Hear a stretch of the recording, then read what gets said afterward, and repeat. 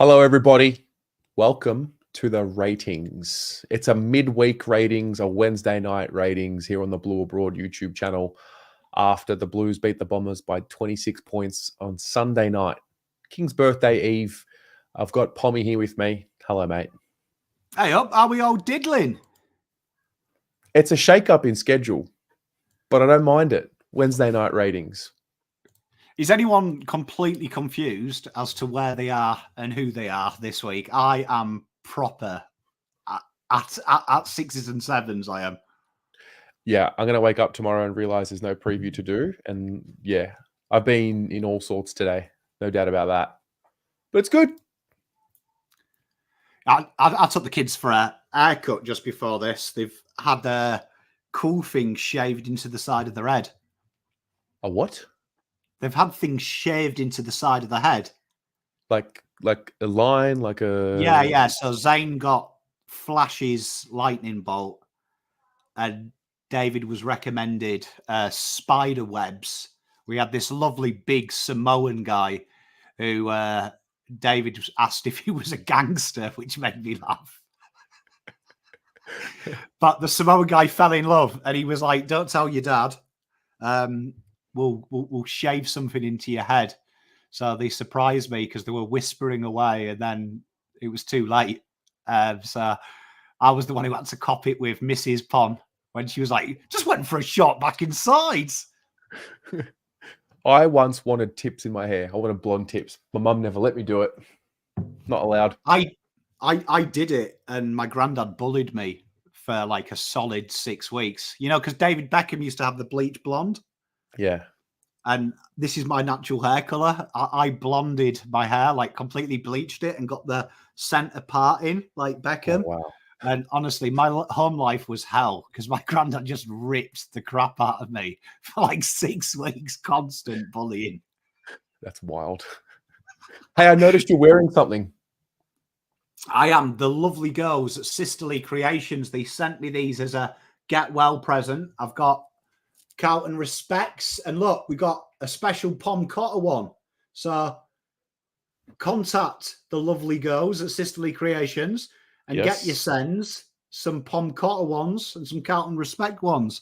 And be like Uncle Pom and Terry. Absolutely. All the cool kids. Tell you. All the cool kids are wearing them. Yeah. Yeah. Yeah. No, they do a great job. The little legends. Look, let's get into it. Got a big set of ratings to come. We've added a few bits and pieces thanks to some suggestions from you guys in the audience. We are brought to you by Horizon Finance Group. We'll hear from Nick in about an hour or so. We'll play a little clip from him. So appreciate his support. My first reaction after the game, even during the fan cams, I felt like this would be a game where there's going to be lots of, I don't know, 6s and 7s because it was such a team performance. It is, yes, Terry. And, you know, the data actually reflects in what you're saying as well. It's very strong across the board. My computer's got an element of witchcraft there because just on one of the screens, it randomly brought up the team ratings. As I'm saying it, so we're probably joined by spirits at the moment who are helping this show. But yeah, you are spot on, Terry. It's really strong across the board. And when you see the team as a whole, and then you see the next slide that we always show you, which is the team stats, you'll really understand why they are there and these are, and how it happened. It's really, really a real good show this week because, like, you can really identify. And a lovely man who lives with yourself, Terry, came up with another suggestion of slides. It's called Pommer Fix It, we call it here. You have an idea, I make it happen. And we can actually discuss at the end why we did well and why they didn't by Carlton's plans based on a few players that they had as well. So real good performance, some praise this week. And a few lessons as well for some players as well, where we can talk about their role and maybe how they can improve moving forward and maybe why their results weren't so good this week and others excelled. So it's real real tasty one. This is probably the best one. I don't want to big it up. Last week I said that this is in the top one of shows in AFL YouTube. I might say this show might be in the top one in sporting shows of all time. How's that? But Pom, the Bombers won the inside 50 count. Yeah, fucking great. Fantastic. What do you want? I didn't realise SEN had joined the medals for everyone culture. Yeah. No, it's all good. So if you're new to the ratings, welcome. We're going to go through every single player who played. We're going to look at their really in-depth look at their role on the day, their heat map, their statistics, but not just surface level statistics. We like to go a little deeper. If you have a friend that you think might enjoy this, why don't you share the link with them? Bring them in, because I really enjoy this with all of you. So yeah, maybe invite Mitch again. That was good, round one. Yeah, bring him in. Bring him to the Wolves, mate. Let him have You know what? I've got to give a shout out as well to my mate, Toddy, who spam DM'd me when Mitch said that. And I didn't actually see it to the end of the show, but he was like, oh, what the fuck's this guy done? Here it comes. And evidently, for those who don't know me, when I do this before I speak, according to him, that's when I'm about to flip my lid. So that's when he sent me the text. He was like, oh no, Pom's pulled the nose. Here it comes. Do you know what I look for? You do this. It means you're about to pop off. Yeah, I'll just say, you two proper inside my head. My mate was like, he's done the nose pull. Shit's about to go down. Yeah. It's very good. All right, let's begin. We're going to go with, as the team was named, we'll start in the back pocket with Brodie Kemp. So just remember, blue numbers mean elite. Asterisk means led the team. Pommy, let's talk about Brodie Kemp. What was the story? Brodius Kemp. Carlton put up a post today saying most improved player. I didn't see this guy's name enough for me, because I think he's probably turning in to the most complete footballer from last year than we've seen, roaming in this deep pocket area. Last week we saw him really high up, so just try and keep a visual of last year's and last week's heat maps. But you can see here leading the ground in team marks, leading the ground in intercept marks. He was given the senior role today to take the game on, and he did that aplomb. Top 3 as well for intercept possessions. Was ranked elite for ground ball gets as well. That aren't shown on there. His disposal efficiency was incredibly strong as well, going at 85% with his kicks. Healthy meters gained as well for that type of player. And one of the reasons Carlton are becoming a turnover threat is this guy, partly because teams are targeting him. And it happened again. He was the most targeted player one-on-one, went 50% for them ratios, conceded no goals from them one-on-ones as well. Really interesting because he had second efforts. An interesting one, I wanted to put this stat here. Spoils, we've talked about this a lot. Carlton bringing the ball to ground. This week, they didn't. This week, they knew the dangers of them playing Nick Hind up forward, Jake Stringer, that they did try and outmark this side. And if you watch my preview, we talked about they are one of the worst sides one-on-one, both ends of the ground. And Carlton looked to exploit that by trying to play a bit deeper and getting in front on entry, which was incredibly successful. And Brodie Kemp was probably close to our best threat when they went forward at times. Yeah. Something about his last month of footy that's really, well, for a lot of them, he's one of the names I think of now. We'll do a mid-season review at some point over the next couple of days when I think of one of the most improved or some of the players that have really steadied in their career. I think of Brodie. Have a guess how many games he's played. He's 23 years old, by the way. Have a guess. What, career? Yeah.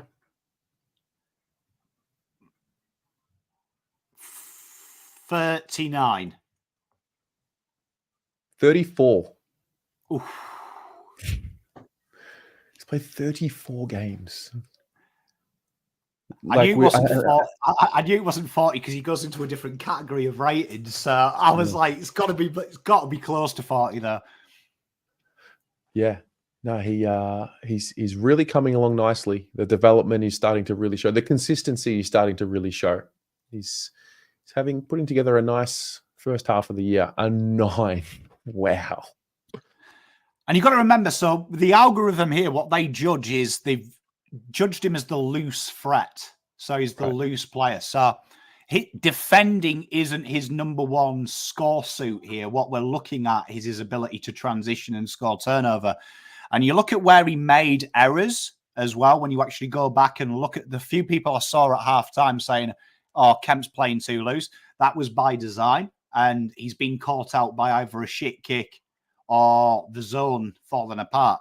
But his attack on the ball is insane. He is, for me, like someone just said it in the comments, one of the most safest pair of hands behind Weitering in the back line. You can see why Voss is trusting him with the McGovern role. Because in my opinion, he's probably more superior to McGovern as he's a natural born defender. This is what he's done since he was 13, 14.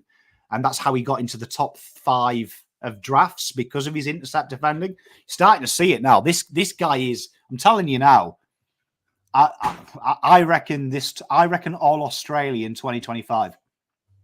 Bring it on. I feel like this is a career best score for Brodie. It is. He's had a couple of 8.5s. Mm-hmm.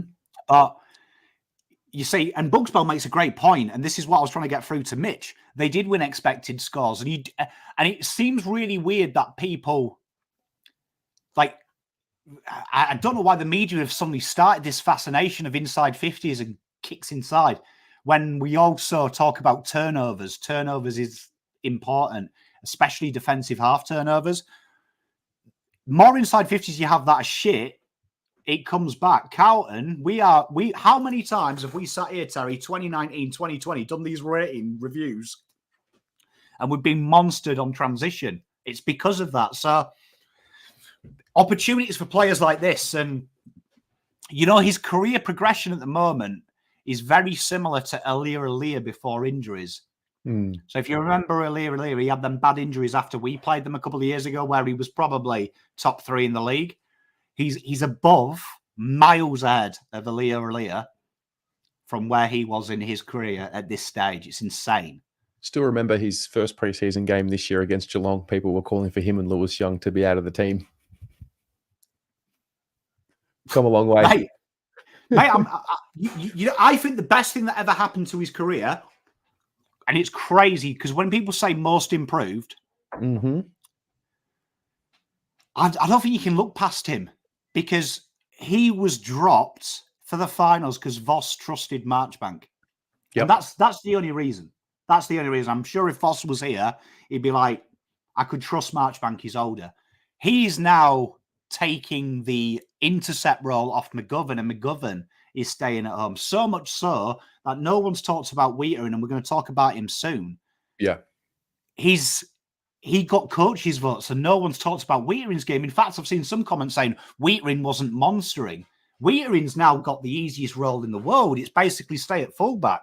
Just defend, bro. And it's because Kemp has come out and said, I can defend Voss and I can attack. Trust me. He's saying, go ahead, young man. And you know what? Pretty soon, I'm telling you, 2025, he will have a Charlie Curnow backman year. Well, let's move along. Bring it on. Jacob Weitering.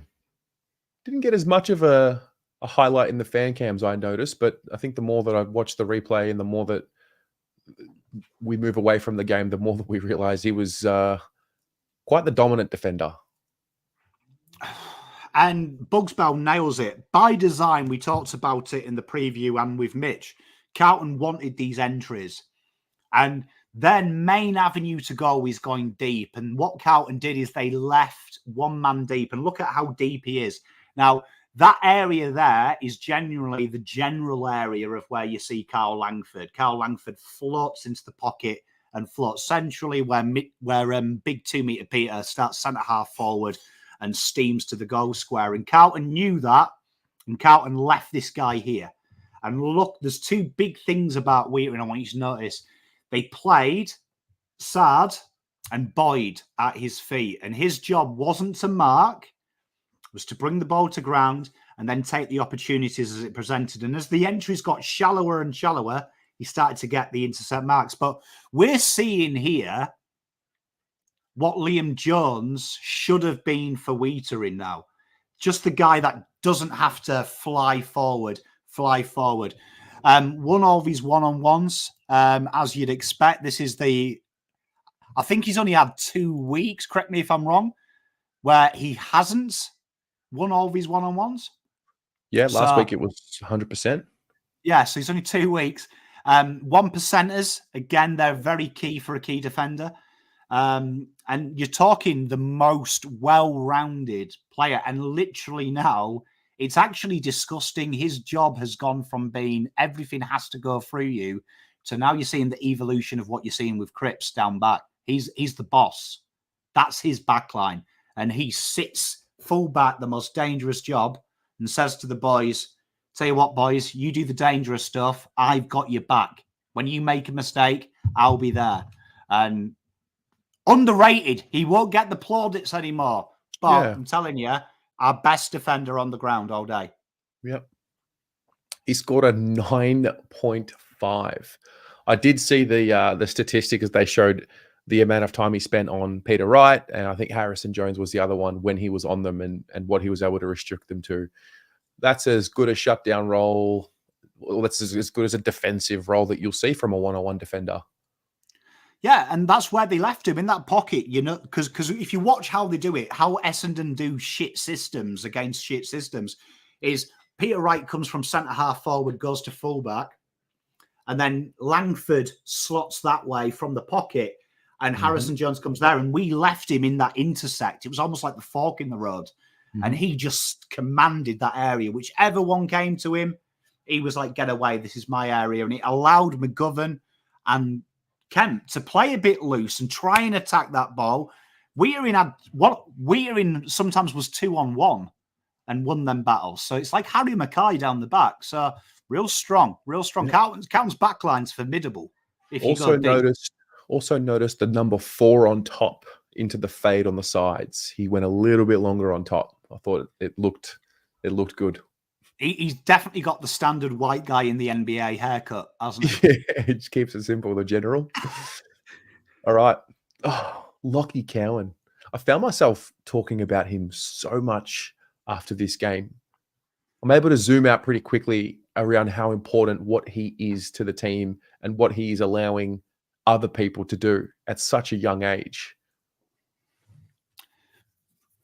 Starting to get shades of when I saw him play for Tasmania, where he kind of is up for the scrap. Yep, you can beat him, but he'll come back. And I remember watching him at Tasmania. There was times they got absolutely bombed, absolutely hemorrhaged. They just couldn't beat sides. But it was almost like he had a superpower. Every goal you kicked on him, he'd come back 10 times harder, and it became 10 times more difficult to kick it, so much so that they'd move him up to the wing, they'd move him up to half forward, because he played with a bit of purpose. And I thought it was an incredible honour in the fourth, Nick Martin potentially taking the game away from the Blues and bringing them back into it, that the guy who got first dibs on him was this guy. Doesn't that say something? And do you know what I mean? Nick Martin suddenly behaved how he looks, like when you see them 3D designs of The Simpsons.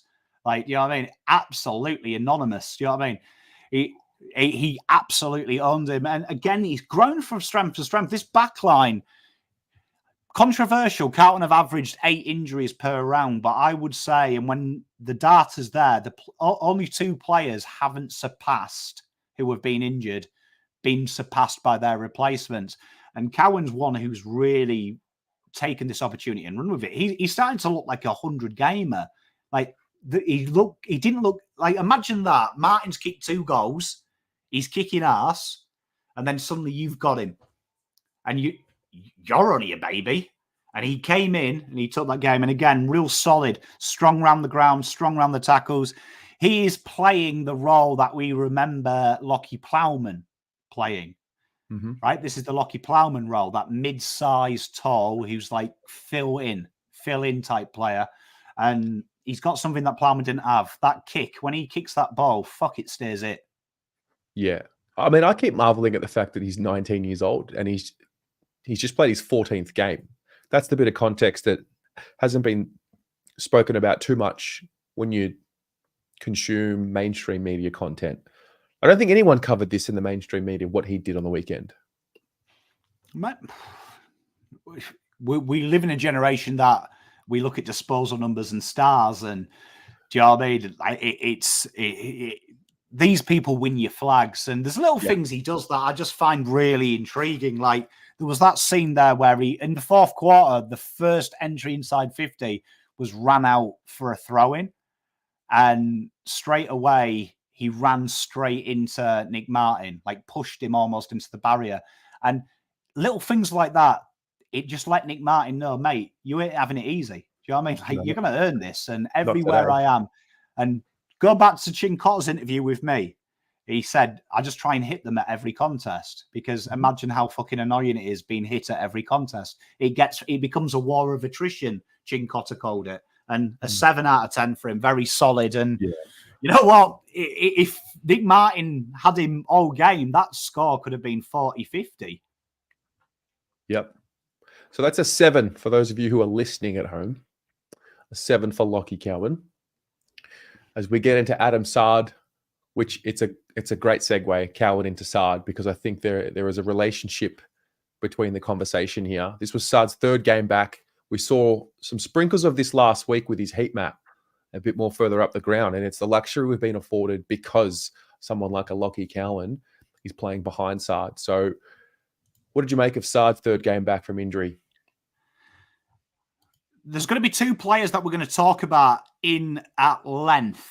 You've just mentioned one of them, but 2 more coming that Carlton have really adapted their structure to get the best out of Saad. Now, if you remember last year, we talked about we need to get Saad to use his weapons.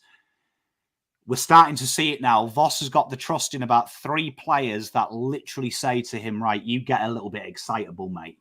If you can see the ball, go to it, and we will have a coverage. And Blake Acres and Ollie Hollands are 2 massive parts of this who went to alleviate that, because they couldn't get it out. They couldn't keep it in their front half. And it was partly because of this guy, 415 meters gained, elite. These dodgy possessions he steals, these intercept possessions. When Carlton's pressure comes, it's really intriguing. They kept going long, and their other option was overusing the football. Little short, sharp passes. And when they got tackled, this guy was picking the pocket. He had 5 of the 6 intercepts were handballs out of tackles. He was like, bang, see you, mate. And look at these numbers. 5 ground ball gets, 4 tackles. He's gone from last year being very defensive to this year. He's a master of the defensive craft, but when the ball's in his hand, he's dangerous. And it killed Essendon off that left-hand side. Cowan owns that left-hand side. Joe came on the fan cams and made a comment around, there are players in the side who have still got another gear. I think Saad's one of them, firstly, because he's coming back from the injury and the time off that he had, but also he's coming back and there's a new version of him that we're seeing on the field with his role. And I think this is going to get even more settled as the season goes on. Fingers crossed we all stay healthy. I'm very excited by what he could do in the second half of the year, because he's relatively fresh. He wouldn't be as banged up as some of the other guys. And he's definitely, when you look at Carlton, have really shifted to that defensive half turnover game, and the way that they've structured up to underlap. He's one of that. Look at how it's like almost like he's that role there. He's kind of the heat map. We see the hot spot of Walsh or Chera, where it's kind of the underlap. So we talk about overlaps a lot. What Carlton have tried to do with their halfbacks is they underlap. So what that means is the wings stay wide and they almost become an extra inside midfielder. You're seeing this a lot around stoppages with Carlton. The wingers keep the width and they add more run through the corridor. So when people say Carlton don't have any foot speed, what we're trying to do is we're trying to manufacture that from other areas. And this has been a huge increase, because imagine that now. You're defending as he takes off. He's got a wonderful way as well, the way he arcs his run, that it allows players to keep up with him, even though he's bursting away. He runs diagonally. He doesn't run in straight lines. He's a very smart cookie. And you know what? He's in finals. These are the type of guys that you need when you're under the shit and you need a magic to happen. Saad's got magic in his feet. He does. He sure does. He gets a 9. That's incredible for his role. He's back. Wow. Okay. Next up is McGovern. Very heavily skewed to the left side here. So keep in mind, for those watching, we're kicking to the right on the heat map. So it's very interesting to note that for those who watched the preview, we talked about the way Essendon had to win this was win stoppage and clearance battles. The way the Blues had to win it was to be able to control where Essendon go. And they do that very simply. We've strung away from tackles inside 50. We try and speed the game up. And the way that the Blues do that is they attack from the right-hand side defensively, and they're trying to funnel the kick out to our left-hand side. And you're seeing this every week, the last 3 weeks with the heat maps. The Blues are like, right, we're going to have McGovern. We're going to have Saad there. We're going to have Kemp roaming from centrally to there. The Blues have really got that right-hand side shut down. And McGovern is playing this really mature role at the moment where he's either playing defensively, but also looking to be that kick out. He's now the next kick out, where before he used to be the guy rebounding 50. We've seen a massive depreciation in that. And he's the target. And that target used to be, do you remember Harry McKay? Remember how much I used to lose my shit when he's at half-back flank? Now it's Mitch McGovern. And what does that do? Look at the scoreboard change. So Carlton were plus 24 from defensive half scores and turnover. And this is a big area here. Mitch McGovern accounted for 18 of them points. And that was, he got it and he goes bang, hits the target. One of them was that wonderful passage of play, which might be the best we've seen this year, where we've wrestled the ball back and we go quickly. Weitering squares, Cowan chips this guy, and he hits a running Saad through the centre of the ground. Carlton burst away. They kick the goal at the other end, and it's game over pretty much. And Mitch McGovern there has now become probably what Doc used to be, the metronome out the back of the ball movement. And his kicking's elite. He's got a bit of an easier game because he's not. Well, he had a focus.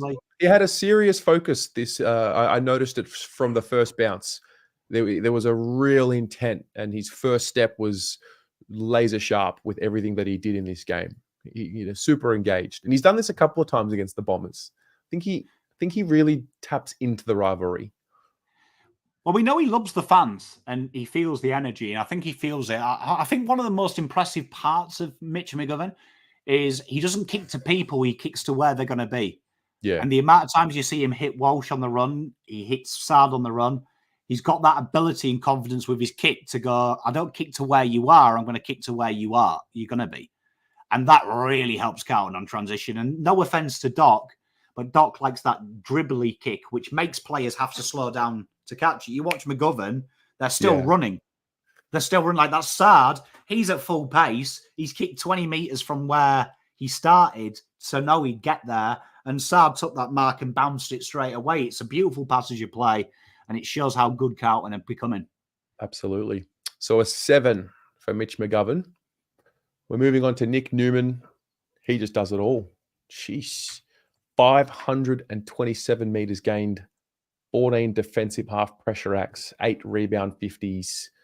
I feel like he's just gotten to such a flow in his career that he's able to quietly dominate in anything he does. I really do feel, I mean, I said it last night on Footy Abroad. I think he'd be top 3 in our best and fairest right now. Quietly. 100%. And I wanted to leave the intercepts there because we just talked about Mr. Saad.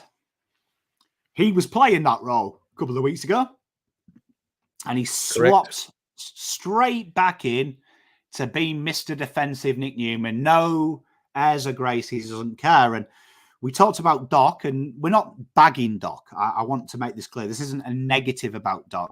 But when you are a football team and you lose Doc, you've got to replace him. If you don't replace him, you just end up crying on Twitter, oh my God, we're shit because we don't have Doc. You've got to advance. And this is one of the people who has, I wouldn't say benefited from Doc, but has definitely learned from Doc. And He's he really is good now at probably the that occasion. general small foot defender taking on small people. 527 metres gained, always pressuring as well, always giving chase. You see where he is there, that red thing there, that's protecting Mitch McGovern and Brodie Kemp when they go high up. So when the ball comes out the back, he's the one who fixes it. He's literally got the worst job in this football club, because I'll tell you what, if he want half as good as him,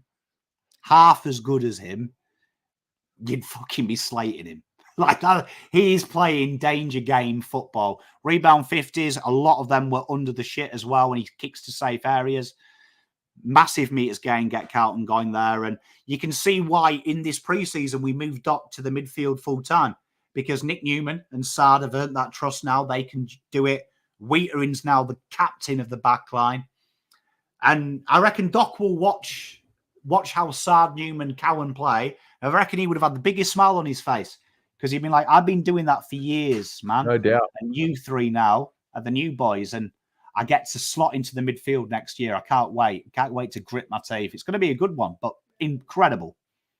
We've been saying it for a while before all of our key and core defenders had come back into the side. I mean, if you just take the last 2 weeks, how much different does the synergy look back there when they're settled, when they're back and they're settled? They have such a connection. It's quite cool to watch. If you're a little bit elevated on the ground when you're watching from the stands, it's quite cool to watch how subconscious they are with each other. It's probably the most important area of the ground to have weekly players. Weekly players. And you can see here, so 7 would have been a 9. The problem is like I said, he's got the hardest point of ground. He's got the hardest point of ground. When he makes a mistake or someone slightly caught out, genuinely falls him in. So one of Brodie Kemp's one-on-ones that he lost, it's not actually his man and it's not his fault. It's the way the scenario happened. He got out of position and he was the one-on-one guy. Happens to Newman a lot when you're in the shit factor. So see Cincotta, when he used to play this role, it's tough. It's tough when you're the last line of small defense. Incredible game, though. This guy hasn't had below a 6 for like 2 years. Yeah, wow. So a 7 for Nick Newman. Now we're turning to the midfield. On the wing, we've got Ollie Hollands. Led the team here. 15.6 kilometres ran. 12 defensive half pressure acts, 2 tackles, and a score involvement. Felt like it was a game of moments for Ollie. Real interesting. This game is a really interesting game when you look at it, because we saw the return of defensive Hollands, and you can see there we talked about helping Saad out. This is where the underlap comes in. He was more passive, and you can see there the score involvement. He very rarely crossed that halfway line, where last week we saw him he led the team in tackles inside 50, 4 of them. This week he had to drop it off, and it shows not many players can play this role. Like, this is a real thankless task role of being Nick Newman and being Ollie Hollands at the moment, because you are making other players better by picking up their deficiencies and what they're doing. And interesting, these pressure acts, people say pressure acts don't mean anything. Now, it's very interesting that Nick Martin got votes, right? Now, you could say he kicked goals, but Nick Martin is one of my favourite anomalies in sport, right? So I'm not going to pick on Nick Martin because I think he's a terrific footballer. One of my favourite to watch. But he had 9 unforced errors, right? 9 unforced errors, which are clangers. So generally that falls under the pressure as well. Generally they're no pressure errors, but pressure errors, he had 7, 5 from Ollie Hollands. So that's a real interesting one there, that you watch what Ollie Hollands wants to do. And when he next plays this role, he'll have this role against Geelong, presumably against one of their wingers. So that could be someone like Zach Tui or something. Watch how often this guy attacks the strong foot. Did it with Nick Martin, because Nick Martin snuck for a couple of wings on the opposite wing, and he changes his direction of attack. So you can see Ollie Hollands puts a lot of work to just working out how you kick as well. takes that angle off them. So it's a thankless task. You're not going to score well, but you know what? I can see his role. It's defined. Mm-hmm. So he's going to play. He's just played his 31st game. His 32nd game. He gets a 6 for this game, by the way. His 32nd game, assuming he gets picked for the Cats. If we circle back to the last time we played Geelong, I remember early in that game, he was pinned by Zach Tui. And one thing I've noticed about Ollie over the last few weeks, there always seems to be a moment where he does something. And I'm like, oh, you've learned something there. There was that passage of play on the wing, ball gets switched. The way he used his body just to give himself enough space to mark the ball and run on was, I think, a moment of growth for him. Coming up against the Cats in a game where he didn't play his best, and I'm going to be watching in particular for the moments that he has in the Geelong game, because he'll be coming up against, for the most part, guys in moments who are a lot more experienced than him. So I'm looking forward to seeing what this student of the game has learned. He's had an interesting last 5 as well. We've seen him aggressive. We've seen him half forward. We've seen him a little bit more centrally. Very interesting that I don't know this. This is just a hypothesis. But the hypothesis I have is Voss is trying to work out how players come in. And he's moving some players around in game just to see, where are you playing? Where are you playing? Do you know what I mean? Like, how am I fitting you all in? And it's interesting because Ollie is one of the guys who seems to be keeping up what is expected of him. Yeah, absolutely. So a 6 for Ollie. We then go to Patrick Cripps with it's becoming a vintage heat map now, isn't it? The big, giant circle in the middle of the ground. 6 tackles, 7 clearances are the highlights of his game. 3 score launches, 4 score involvements. Think in a positive way, this was a game where we didn't rely on him to drag us over the line, but he definitely lifted when he needed to in that fourth quarter. One of the more fascinating things about doing this job with you, Terry, is looking at the media and the media going, oh, Cripps was shit. Yeah. Like, was he?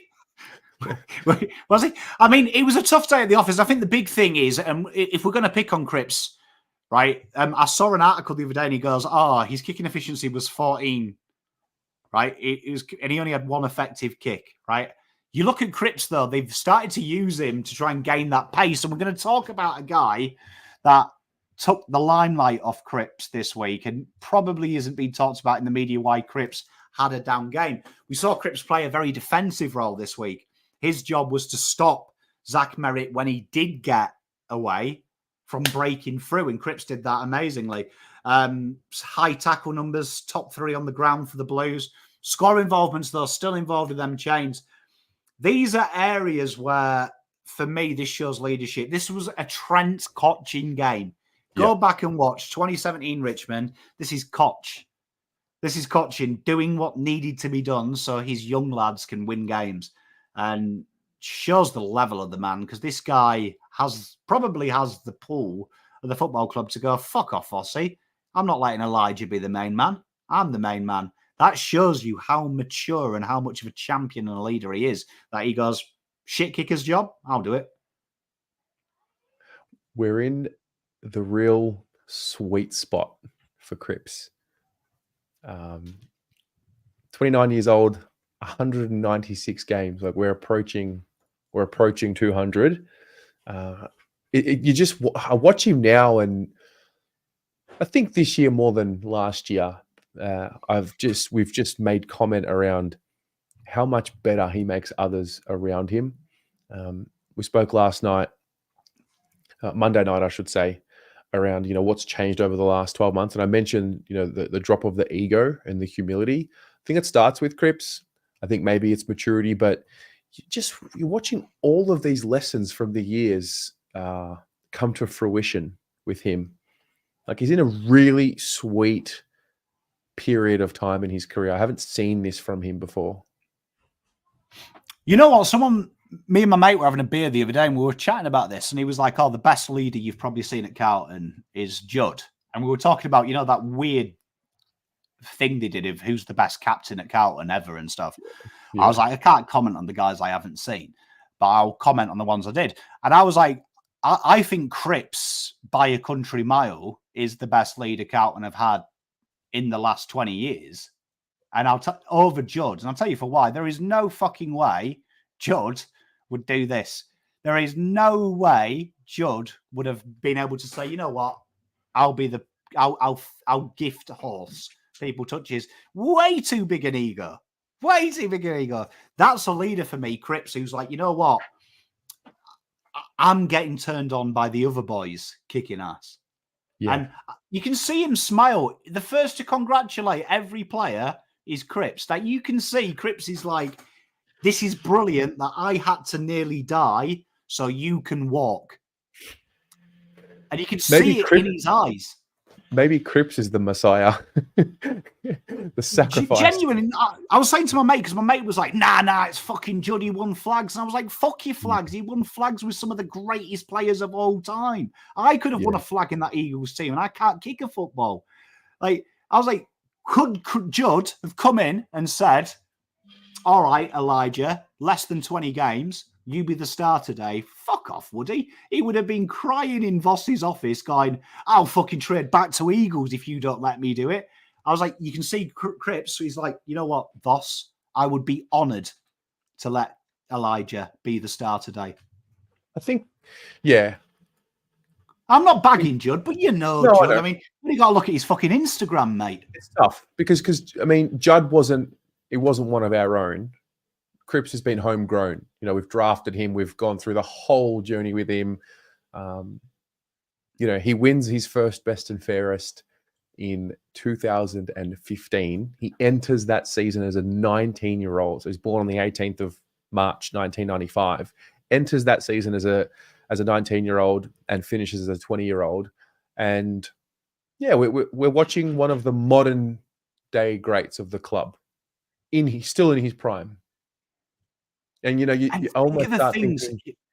Think of the things he's gone through. He was meant to be the apprentice of Judd.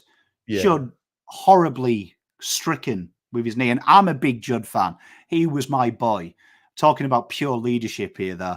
Then it was the dream. Mark Murphy, the prodigal son, and Bryce Gibbs. They were going to protect Cripper. They were going to let him build. And Gibbs, like, I know people call him a Carlton legend, but he did run back to South Australia. He asked to go twice. So then suddenly Cripps is like, fuck, now I've got to do it. And then Mark Murphy got injured. And suddenly, without any apprenticeship, he has had to carry this club on the brittle knees of his. Do you know what I mean? On his back. And then to repay the faith, what do? We gave him fucking Aaron Mullet. Cam Paulson. That was how we thanked him. We gave him every injured player ever from GWS. Do you know what I mean? That was our thanks. But you know what? He stuck fat. Did Cripper? He could have pissed off to West Coast. And I wouldn't have blamed him. And you know what? Now, when he could be like, you know what? Fuck yeah. I want to be the star. I want to win this flag. He has put his hand up and said, you know what? I'll be the defensive wall. I'll do the hard yakka. I'll do it. I don't care. I'll still do the hard yakka. I don't want the pod. What a fucking... Like, I'm telling you now, maybe I'm getting emotional here. I would be shocked if old people in the chat don't agree with me. He wins a flag after this barren run. Easily top 3. Carlton captains, I reckon. Easily top 3. Yeah, it is interesting watching the generation before us who watched the golden era. Not him. Yeah, Camoshe. How they talk about Cripps and his standing. Look, the story hasn't been written yet. It's not finished, but he's on his way and he's in his prime and we're watching it and we've got to be grateful for it while it's here.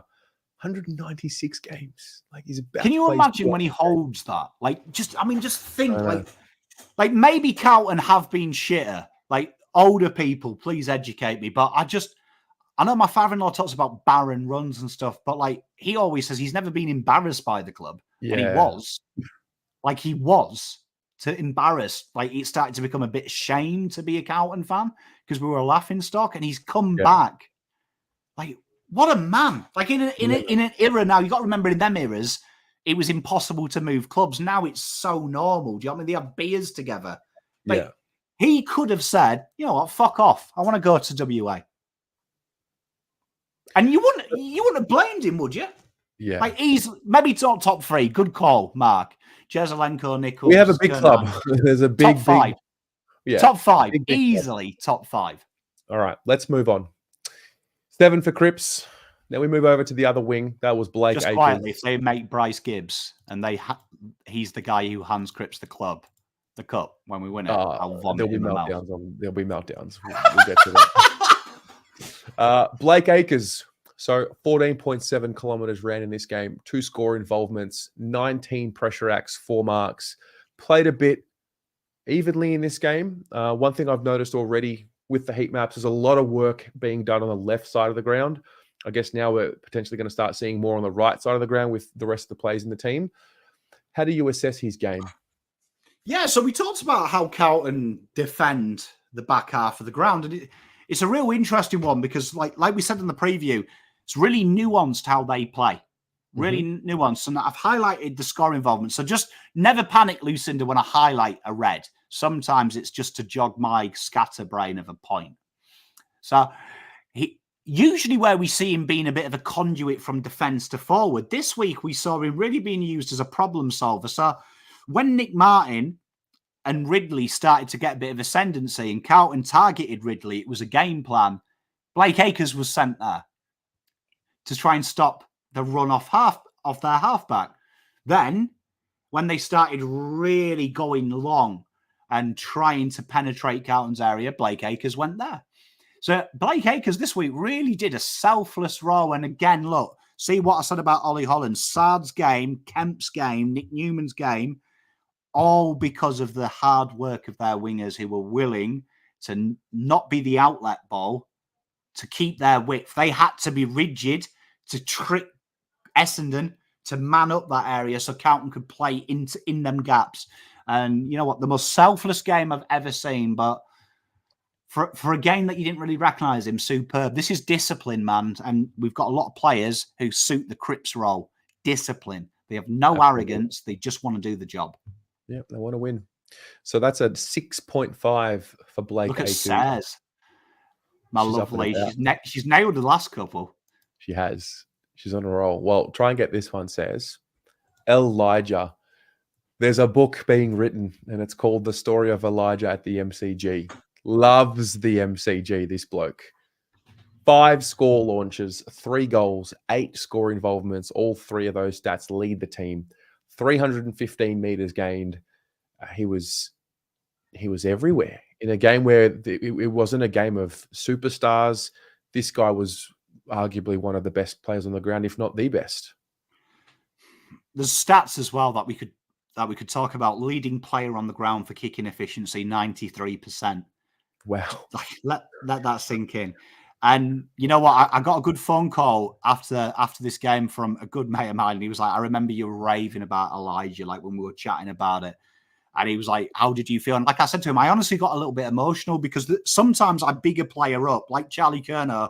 And although I convince you he's going to be good, there's still an element of doubt that maybe time has passed him by. But I want to believe really hard. And to see this game, I had like a little tear in my eye because that was the Elijah that I remember playing nab football and me going, who the fuck's this kid? Because he doesn't look like a footballer. He's not well groomed. And when you look at him as a junior, he just looks like he's turned up to play football, right? And fuck me, playing on the ball, Cripps saying to him, you know what, mate, you need to be the point of difference. 5 score launches from clearance. That is phenomenal there. That's something that we've lacked for a long, long time. Only Cripps and TDK had more clearances around the ground than this guy. And only them attended more stoppage and clearances than him. He's got the trust straight away. Kemp's got the trust now. Voss looks at Elijah and says, you'll do. And this could be the POD we need to win a flag, boys and girls. So it's his 25th game that he's just played. Remarkable. 22 years of age. Is this the type of layer that we can or will or should or could add to the midfield to give it a different look? with time and as he keeps building, is this the kind of player that we want to see more in the midfield? I think we're really, really in a privilege next year that you've got Doc, who they're training as a half forward, which excites me a little bit. They've always wanted Cunningham to be fit. Yeah. But this guy is it. This guy defensively is supreme. This guy offensively is supreme. This, honestly, I'm telling you now, like, I remember writing the article, in 10 years' time when that draft is, this kid will be number one. Mm-hmm. He is that good. Like, honestly, like, both sides of the foot he can kick.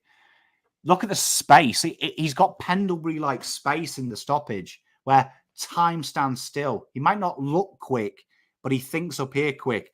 And Terry, I'm telling you, I think he's it. Like, I think everything Carlton has dreamt of, there's a reason Walsh isn't on the ball anymore. It's because Lidge. Like, Lidge is big. Lidge is smart. Lidge is everything. Honestly, fast becoming one of my favourite players. I love watching him play, and finally got the reward this week. Finally, it happened, and this could be Carlton's Isaac Heaney. I've said it. Well, he stood out so much in the preseason with the way in which he attacked the ball on both sides. I remember it so clearly going to those open training sessions, like the intensity. I mean, Ollie has it as well, but I guess I had seen Ollie at the club. Elijah was different, so maybe he stood out a little bit more. But it was just very rarely do you see someone dominate, even with his voice, for a new player to come in and just the intensity in which he went at it and got after it. So it's good to see him getting the rewards for that in season, and he's only going to get better. Like, this is just a bit of the start of the best of Elijah. Wow. 9.5. Incredible. The Lidge. I fucking love him. Oh my God. Yeah, that's huge. You know what? I've had the privilege of seeing some fucking good footballers in old codes, and he reminds me of CR7. It's like them vibes when he was a kid. When I was younger, when I was 13, 14, I used to watch CR7 every weekend at Manchester. It was kind of that feeling of, fuck me, something's going to happen. And you felt it this week. Something was going to happen every time he had the ball. It felt like at any minute he could break a game up, and he's a special boy, and I fucking love him. Mate, same. So a 9.5 for Elijah. We're getting into the forward line now. We've got Charlie Curnow. He kicked 2 goals, which means he's kicked multiple goals minimum in every single game this season. 3 goal assists, which led the team, 2 marks inside 50, and a 100% one-on-one ratio. Let's talk about Charlie. Turning into the new Holly Valance, as we made the mistake famously on the watch along. But yeah, and this is a big thing for Charlie. Carlton had a specific plan. So Carlton's big specific plan this week was to target Ridley. And they knew where Ridley's outlets are. They were down their right-hand side, our left-hand side. And Carlton targeted him more times than any other defender. And most people would say suicide. And it probably was, if you were told that, because Ridley's 2 games prior to that were something bordering ridiculous. Ridley's games. But a big part of that comes to Harry and Charlie, of how they moved. And we're going to see Harry in a minute. But Charlie did his job superbly, trying to lead Laverde or whoever he got at the time, when it was Ridley, Laverde, whoever it was, deep. And Laverde is an interesting customer. He doesn't move. He doesn't fall for the traps. And he started to fall for Curnow's traps. And Curnow worked and worked and worked. And this was a pure offensive role this week. We really see that our keys weren't expected to tackle. They've really shelved that plan in the last couple of weeks. And this is really benefiting Charlie, because it's like, stay deep, work hard. Stay deep, come to us, presenting all the time. And you know what? When he did get one-on-ones, they only won 13% of their one-on-ones down back. Essendon did 13. Like, that's like me versus my sons in the back garden. Terry's kicking to us. Absolutely dominated. And Charlie, you know what? This is probably the first time I've seen Charlie look at a backline with contempt. Like Well, he was McKay, so engaged early. His one touchery, we'll call it, was activated early. I think for a lot of this season, he's been sort of juggling it to himself, but he took the early contested mark on Ridley, thought he was going to blow the game open. Thought he was, and I think he has been, as we've said over the last couple of months now, just chipping away at raising his floor. His consistency is here. I actually thought it was cute that he didn't take one of the marks on Ridley just so he could go outside 50 and kick one from outside 50. I mean, it shows the model of the man. But I agree with you, Terry. And I feel like the big thing with Charlie this week, I actually think this might be his favourite game I've watched because sometimes I feel like he pays a little bit of respect and there's a little bit of a feeding process. This week, it felt like what Harry said to Ben, if you get Charlie, Charlie will destroy you. It has to be Laverty because he's disciplined. From the opening bounce, I saw Ben and Harry have a bit of a chuckle. Laverty went and smiled at Charlie, and Charlie just blanked him. And it felt like for the first time, Charlie looked at them with contempt. It was like Charlie going, you know what? There's no way you fuckers beat me. Mate, there's levels. There's levels to the game. And he understands it. And that's not arrogance. Like, that's not, don't think he thinks he's better than them, but that's how his mindset should be. Like, there's no way you free keep me. If I do half what I can do, I come out with 2 goals. And he did the team thing, 3 goals. It showed you how hard he worked as well. He gave off. That could have been a 5, 6, 7 goal game. He was trying to dish out goals. We hadn't seen the kick over to Owies for quite a while. So that's a nice return. That was a beautiful sight that happened on the end that I was sitting on. I tell you what, just get this guy to finals. It's so good. It's actually set up perfectly. The outside. I can't wait for his first final and David King will be like, oh, he's never done it in the final. Oh, I've got to answer the question. Or, the big key forwards are the big thing is, can I do it? Can I step up when required?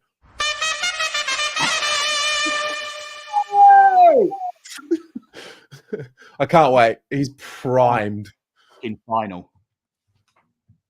Yeah. It's going to be a dangerous sight.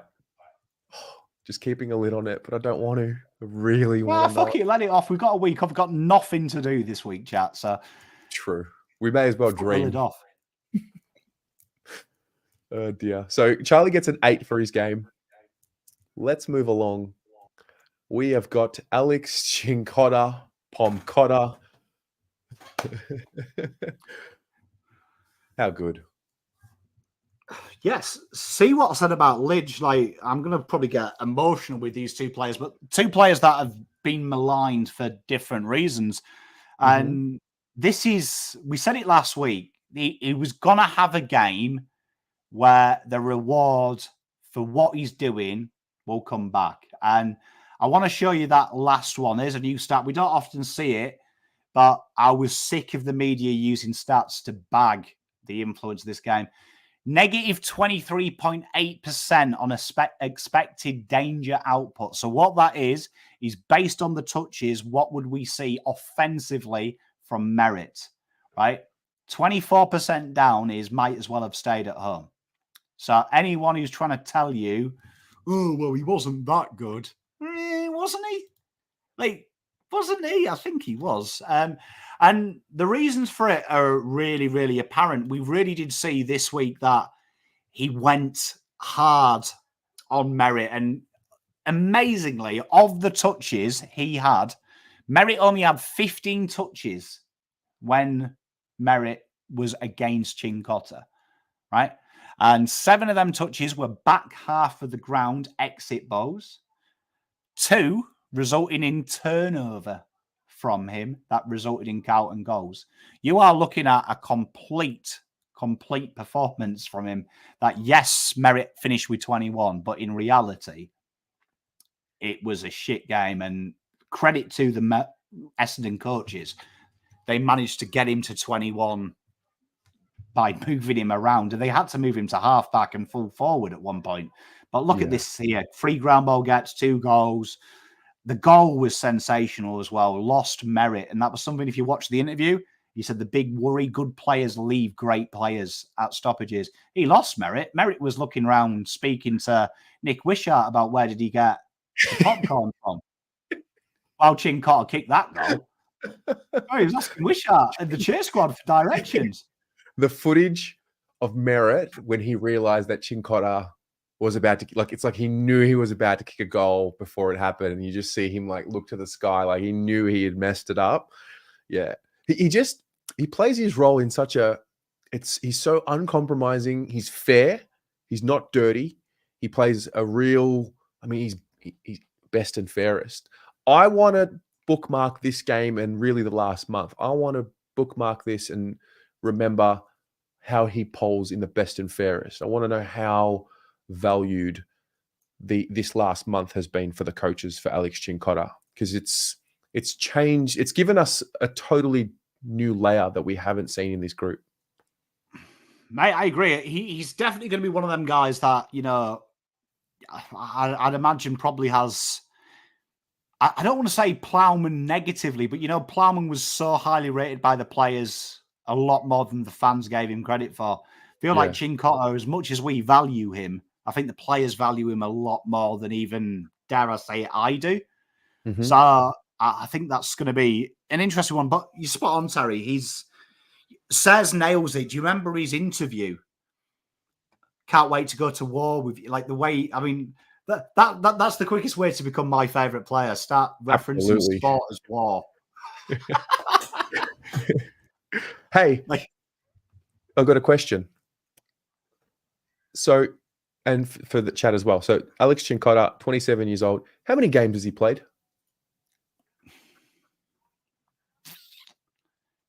20. Ooh. Higher. 24. Higher.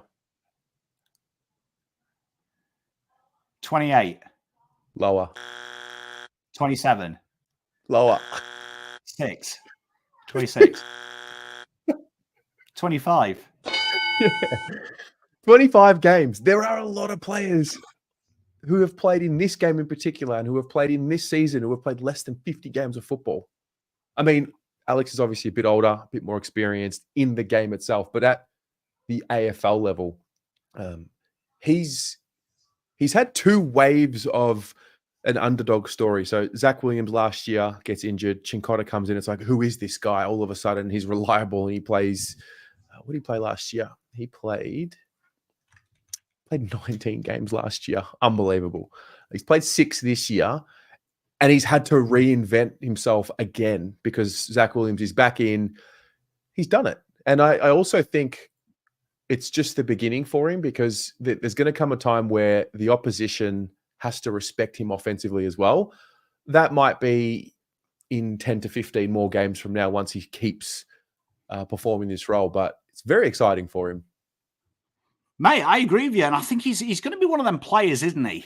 Like, you think, because he was 22, 23 when Ed Curnow joined us. Mm-hmm. He was 23 years old. Mm-hmm.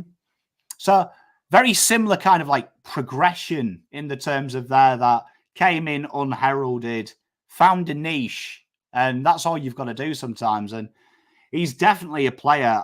I feel like now he's cemented his place. And last year it was the same, wasn't it? He was constantly having to prove himself and validate himself. Feel like now he's validated himself, and that's a huge thing. And I can tell you personally, there's not many people who work hard and want it as much as Cincotta. And made 8.5. I promised he'd get a 9. I tried. I was like, do I sex up the stats to make myself right? But we keep our integrity. The algorithm keeps the integrity. So it's an 8.5 for Alex Cincotta, and I hope he just continues. Quick one. Who does he go to against Geelong? What do we do with him against Geelong? It's going to be an interesting one, isn't it? Because Dangerfield will be back. Cam Guthrie would probably be the one that I'd worry about there because he'll play this week. True. Okay. Let's move along. We're going to talk about Lockie Fogarty. A curious case here. because he didn't lay a tackle for the game. And I know that we spoke about this, spoke about it on Monday. How do we rate his game? Implied pressure is the new tackle inside 50. A man that probably looked at the new rules as well, Fogarty, and was like, fucking hell, my job has got easier. Do you know what I mean? He's probably gone, Jesus, it's a lot easier.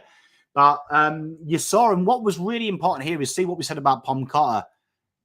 Reward for work. Reward for work. And that goal, do you know what I mean? That goal, look at how the players reacted.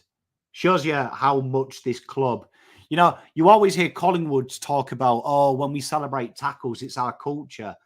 And that's how good our culture is. I think you should look at how the players reacted when this guy kicked a snag. Yeah. They loved it because they could see it was reward. And he works so hard and he's very smart. A lot of them exits out of D50 were probably this guy. Do you know what I mean? We're probably this guy because he puts you in positions to dispose quickly. But working high up the ground, we saw him play a little bit of the, dare I say it, Orazio Fantasia role. Again, though, what you expect when the ball comes inside 50, it's invariably him who gets the goal assist. Yes, the goal assist. I like it.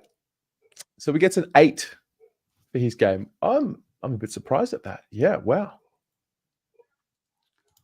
Mate, our forward half dictated it. So, and he was one of them guys that really helped with the chains.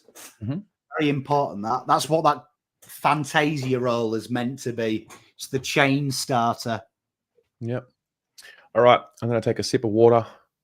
Give you 30 seconds, guys. Have a break. Let's hear from Nick from Horizon Finance Group. I'm Nick Horsburgh. I'm the director of Horizon Finance Group. I've been in the automotive industry about 20 years now and brokering for the last 7 years.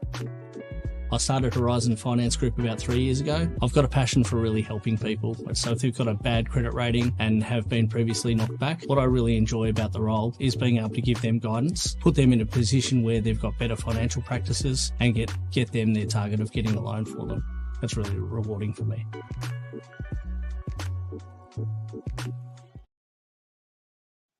How about him? Horse dog. About the horse dog. Get in touch with Nick from Horizon Finance Group for any financing that you need, whether it's for yourself, your business, horizonfinancegroup.com.au. He was up and about on the weekend. No doubt, mate. I mean, I think we all were, weren't we? We all were. Yeah. He's been firing through the texties.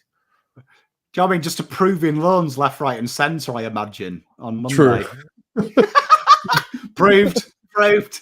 Done. All right. Let's move along. Harry McKay. This is interesting. Harry McKay.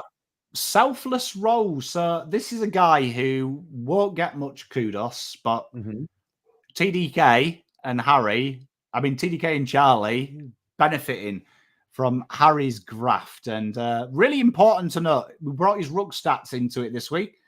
Became the auxiliary ruckman, as you see. His goal, he's punished because he's a key forward. 1 goal is expected. Marks around the ground. Interesting. I told you, no longer is he playing that horrible halfback flank role. You know what I mean? He's not the exit kick.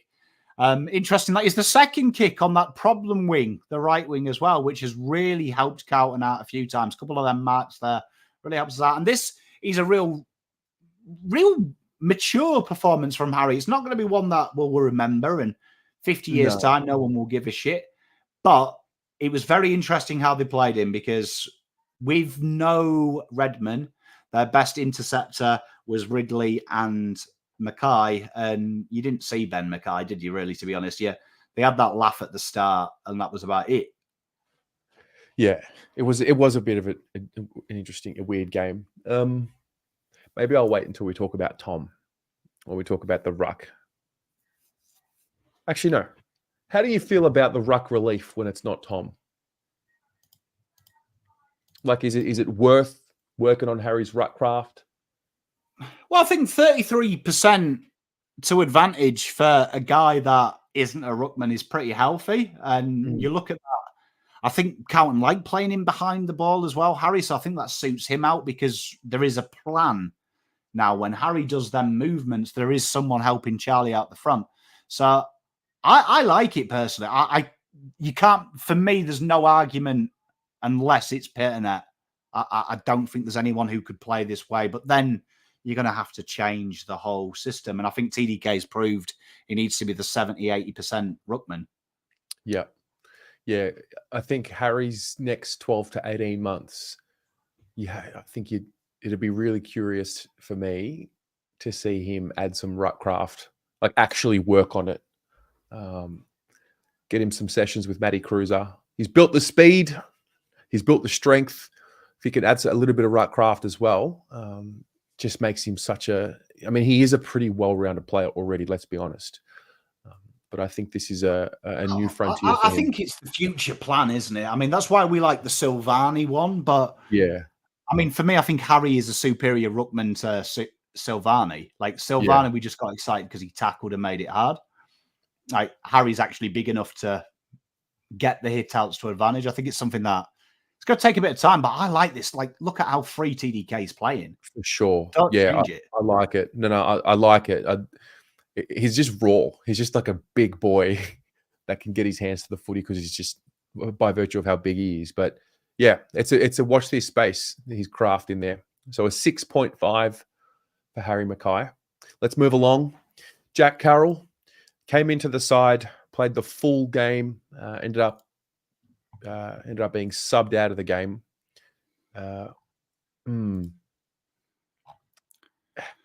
How did we played watch this 60% of the game, just under, and started in the Orazio position. Yeah. Quickly shelved, interesting midway through the second, and just do your maths. Carlton were kicking ass. Moved him a little bit further forward where he didn't have any impact, albeit the tackle inside 50, but no touches. This is an interesting one here because this was my fear. When we watched teams, I got one thing right. Durdin came in, which I was predicting. I was surprised to see this guy play. Obviously, when Orazio was injured, it made it more sense. We didn't know that when we did our team prediction. But balmy to me, because the VFL, he was a midfielder, and obviously see what we used to say about now. He ain't coming into the AFL as the senior midfielder. Yes. This is one for me, VFL, 6-7 weeks, and his contract is based on his VFL. Is this one of those scenarios where they held firm by not bringing Jesse Motlop in? No way Jesse could play. And I know. We didn't get to talk about the VFL on Monday's show, but like, I don't want to be horrible about Jesse Motlop because I did make this sentence with you and I was like, what's the fourth quarter though? The game was there to be won. And Jesse Motlop's 3 quarters were absolutely fucking brilliant. That fourth quarter though is a disgrace. And I appreciate he's not fully fit. He had a hammy and stuff, but you've got to think fourth quarter game there to be won. What did you see in the fourth quarter of this game? 22 men busting ass saying, I want to be the man that wins it. And I'm not having a go at Motlop, but I'm glad he got the extra week because he's got something. Them 3 quarters were magical. And if he does that in the AFL, fuck me, we're going to be hard to beat. Just watching Carroll this game, I felt like it was all we had left. And it worries me because he is an incredibly talented footballer, but he's the last of the sauce recruits. And you can see this is all due respect in the world, and I hope he can fix it. We talked about his draft profile. He had outside numbers playing on the inside. It was like, what the fuck are you? And there was something to work with. You can see why the Blues are obsessed with engines. Because you could see by the second, Carroll looked slower than Cripps. And that engine, you've got Liam Stocker complaining in the media about it as well. The E word is huge the way we play. Engine. Having that engine to run 4 quarters is the difference of why we're good. And it's a shame because I really like Carroll, but for me, he needs 4 or 5 weeks in the VFL. And when he comes back, it's midfield. Yeah. I'm just looking at his year. He's played the 11 games this year, a lot of them as the sub, granted. We spoke about it last week. He came on as the sub against the Lions, had some nice moments, but he followed it up really strongly against Richmond, North Melbourne, and even Fremantle. Pretty much from round 5 onwards, it's a completely different player. It's a completely different output, I should say. Is it a completely different role? Well, I mean, you look at his first few games. Do you know what I mean? He had more midfield traditional time. He's one of the few players for me that has come in, and this I don't want to turn it into a Carol Baggins session because I'm not, but No. The area of improvement for me on him is look at the other guys who have really taken it to the next level. They've really taken it to the next level. They've come in, probably don't have a role, and they've owned it. And I feel him and Bam Bam at the moment are the two that probably are looking and going, maybe we're not as flexible as we need to be. And maybe we're here because we're the only ones fit. It would be really interesting to see if Chera was fit and let's say he was a test. I reckon Chera would have played over Carroll this week if he was a test. Okay. So he's just, He did play well in the VFL the week before, but like you've been saying, I mean, it's go back and own it for a month, like completely dominate. He's at that point right now where he's clearly a level above when he plays in the VFL. Yeah, but I mean, like, he was playing on the ball, though. Like, do you know what I mean? So it's like on the ball, and this is what, like, shits me about people who watch VFL. Like, if you're on the ball as the number 1 ball winner in the VFL, you're lucky to be sub in the seniors. Yeah. So that much of a difference, isn't it? So 30 touches in VFL is 10 in AFL, like for an inside midfielder. Unless, and this is the argument I used to have last year about Dow, are you dropping Cripps? Are you demoting Cripps? Like we've demoted Walsh. Walsh isn't purely on the ball now. They've added a different role for him. Is Carroll good enough to do that? I don't think he is. And that's what's a shame because I want to see him in the VFL apply his trade because I do think there's something there. He's got that turn of class. And it's abundantly clear them opening games where Cripps was getting excited.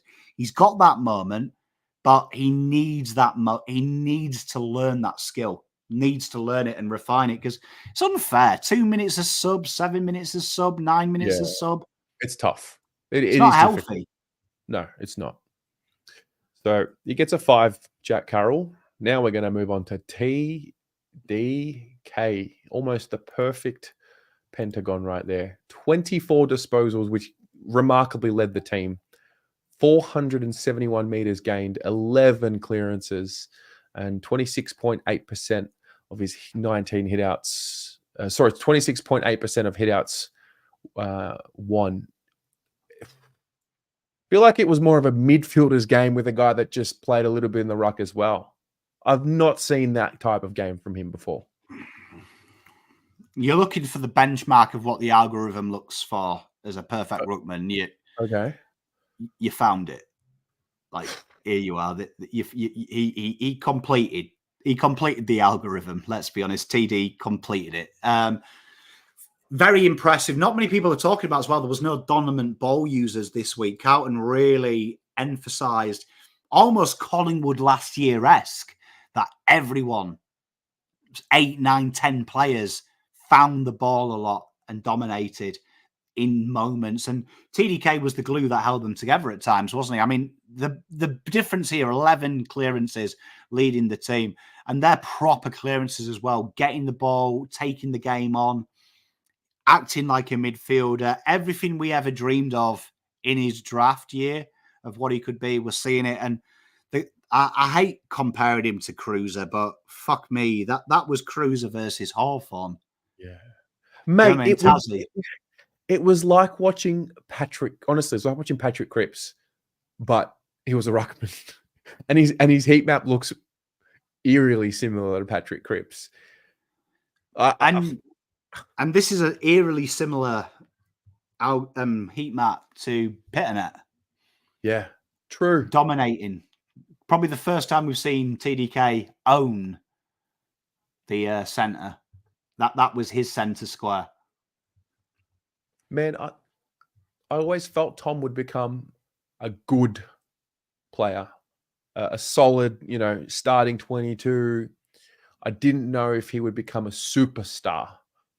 I know the talk about it was there last year. Kane Collins talking about it. I hadn't seen it much, so it was hard to imagine it. I think the semi-finals when I started seeing him really rise to an occasion when we really needed him. And yeah, I think in the last few weeks when Pito's gone down, I mean, it's so weird. Pito's been in career best form. He goes down. Tom's now had this surge of output. Like, I'm a bit stunned. I believed in him, but not to this level. Like, this is remarkable what he's doing. This was a coming of age game, and he had a 9 last week. Remember that? So it's been coming. It's been coming. The form has been there. This week was masterful. He's. I had a few people say, "Oh, Goldstein was good." Was he? Was he? Like, I mean, you know what? Stats?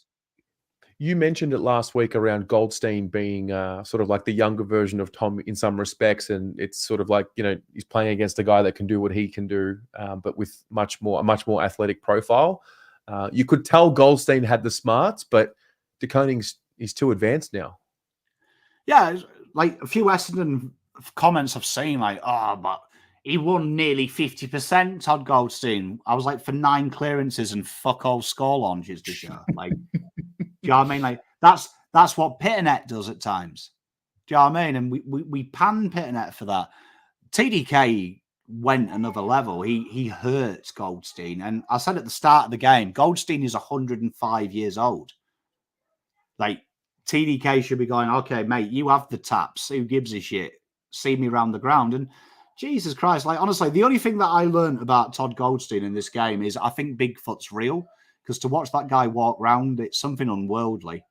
Yeah, wow. Man, TDK is a big game for TDK. And yeah, man, you know what? He makes... I still am convinced Voss likes Pitternet, likes the two thing. TDK is slowly every week answering the question for Voss. He is. No, and you love to see it. I want to play the quiz game with Tom as well. So he's 24 years old. How many games has Tom de Koning played? Fucking hell, Terry. I'm going to start checking this before we come on the show. No, TDK. 67. Close. I'll give you one more guess. It's a little higher. 72. 73. Oh! 73 games. We are, oh my God. It's the sweet spot, isn't it? Do you remember like how many years ago? Must have been like 20. When did he play that game against Nick Nat? I think it was 2020, and he had like flashes, and it was like, wow, he's up for the task against Nick Nat, but he was just so like early in his development. Oh, we're finally here. We're talking about Tom de Koning, and he's just starting to push the door. The best is yet to come. We have another ruckman on the list that can help prolong his career, which I think is a really important part of the story. And he's just coming along nicely. I think it's going to be a really interesting one because, like, going back to your point, we've really seen that, like, Harry probably does half as much as the second ruckman as we'd see traditionally. A good example is 30%, 70%. That's genuinely how Rucks split their time around them all. And we can see Carlton do it with Harry's about 15, averages about 18.5, and then Cripps and Kennedy and stuff chip in. There probably is an argument, when everyone does their little draft trade wish list, maybe a ruck forward is what Carlton think. And there's probably an option now because the traditional third, Jack Martin, probably surplus the requirements the way the Blues are playing. Yeah. As a pure 6-touch third forward. Maybe Nick Austin's looking, going, if I can draft a ruck forward, and this would be the time you get another TDK then. Because that would have been great if we could have had TDK doing that off cruiser. We'll just give you 10, 15 hit outs. Yeah. Play forward. I think it's still very important that Tom's forward craft develops. We saw it. It looked good for a couple of games when Pitto was in the side. I think Tom being able to go forward and kick goals is important. He's not going to be able to do that when he's playing as the sole ruckman. So that might be 5 to 8 games a year. But I still think that's an important facet of his development. Mate, I agree. He's looking this. We always say, "Who's the next Gone? Who's the next Grundy? What's it going to be?" And suddenly he can do this 2 or 3 games more. You might have found him. Yeah. Saw it with Timmy English when Timmy English got the full-time gig at Dogs. He surprised people. He went another level. You see, TDK is taking this responsibility incredibly, incredibly strong, and he's doing well. No, he is. He is doing well. Looked like a veteran at times, didn't he? Let's have a look. What did he score? I've left this one a little longer just to simmer.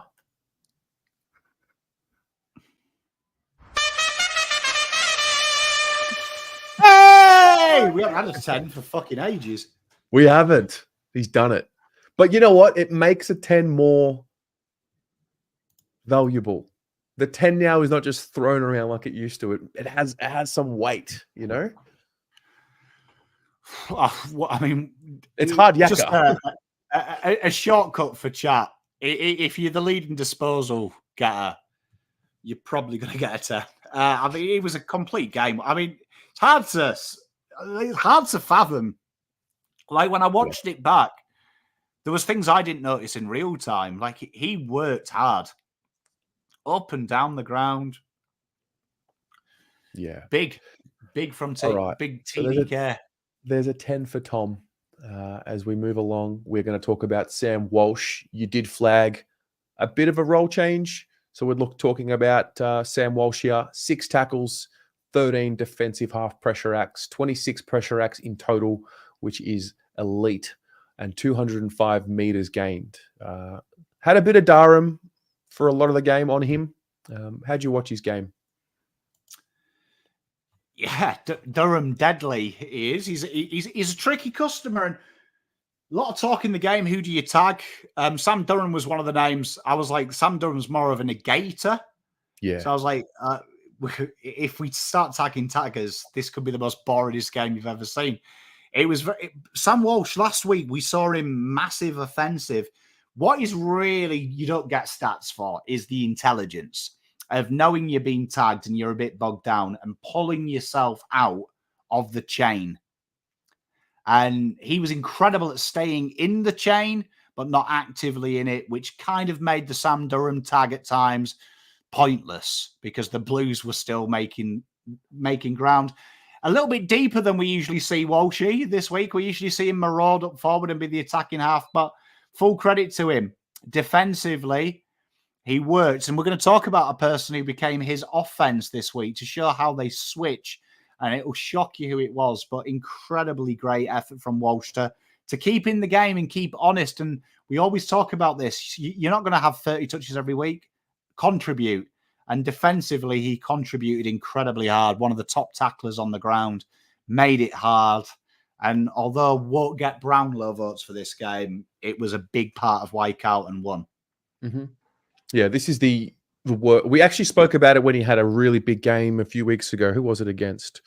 I think it was Gold Coast potentially. We were saying, you know, his shit quote unquote games. This is what you're going to get. This is an ultra consistent guy who always finds a way to impact. Not bad, is it? Not for bad. A shocking game. I know. See me tomorrow. He gets a 7. A 7 for Sam Walsh. As we move along to Matt Kennedy. Gee, this left side of the ground has had a workout, mate. What is the story? Yeah, so, I mean, this was all part of the game plan. Funnel it in, try and get the... trying to get them shallow entries, and it worked a treat. And Kennedy was kind of like the same as, Carroll. It didn't quite work out. And when he did get the ball, and he had the ball an awful lot of times as well, Matt Kennedy. He had it 19 times. But it was quite errant. Do you know what I mean? Only Nick Martin had more clangers than him, which is a worry. It's one of them games that you'll look back, the 6 turnovers, that many clangers. It could have been so much more. And I think here you saw, we're going to talk about the other guy that plays the tough role as well. You saw the difference in class between them this week. And it's a shame when you look at Kennedy, because although he was solid and industrious in defence, felt like could have been a better game, because you make some of them clangers hit targets, count and transition away. And it was good he attempted it. But you can see here, this is why Carroll and Kennedy are probably warming the seat for Chesney. Yeah. Because between them, this is where Chesney would have had 25, gone at 78, Carlton 160. So just on that, is this a reality as Matt Kennedy gets a 5.5? Is this a reality where Chera comes in almost playing what looks like the role that Kennedy played in this game, and then Kennedy shifts to where Carroll played? I wouldn't be surprised to see Chera and Cottrell. Should Cottrell be... I think Cottrell might be the natural... I think you'll see Cottrell... Because at the moment, what you see when Fantasia and Kennedy play, one's playing at half forward, one's playing almost like a mid defender around stoppage, and then they interchange throughout the game. So that says to me that just delete the inside midfield minutes and create one role. That's Chera straight away. Then it would probably say that we're looking for more of a forward mid. So then that is naturally Matt Cottrell's role. Could be interesting. Is that Jack Martin? I don't believe it is Jack Martin, because I think Carlton have strayed away from their ball movement that suits Martin. And I think Martin's only good because Carlton's ball movement inside 50 is so horrific. He makes it look good. So I do think naturally it'll be Chesney and Cottrell, and suddenly Carlton have added far more mobility. And then it's going to be interesting, because then you've got Motlop learning the role. So suddenly we'll get an interesting sub, because I can't think of anything more depressing than Hewett and Kennedy as subs. Yeah. All right, let's move along. Kennedy gets a 5.5. We're going to talk about Jordan Boyd. So we're onto the bench now. 451 meters gained, 3 score involvements, 4 intercepts, and 4 ground ball gets. Jordan Boyd falls under the category of a number of players in this team that really highlight the word and the theme trust. Someone who's worked hard, and a guy that found Jai Menzies for company quite a bit in this game. Jai Menzies' heat map is almost an inverse of this one. And a guy that gave Jai Menzies quite a lot of problems. So Jai Menzies traditionally is their outlet. When something goes wrong, like most young forwards, he's the backup, the third option. Yeah. And he hurt Menzies. 4 intercepts, the score involvements, the meters gained. Carlton suddenly now have a backline that is sensational, where we can hurt you in the air, Weitering, McGovern, Kemp. We can hurt you on the deck, Saad, Boyd, by foot, Mr. McGovern. And we talk about improved players. His defense, man.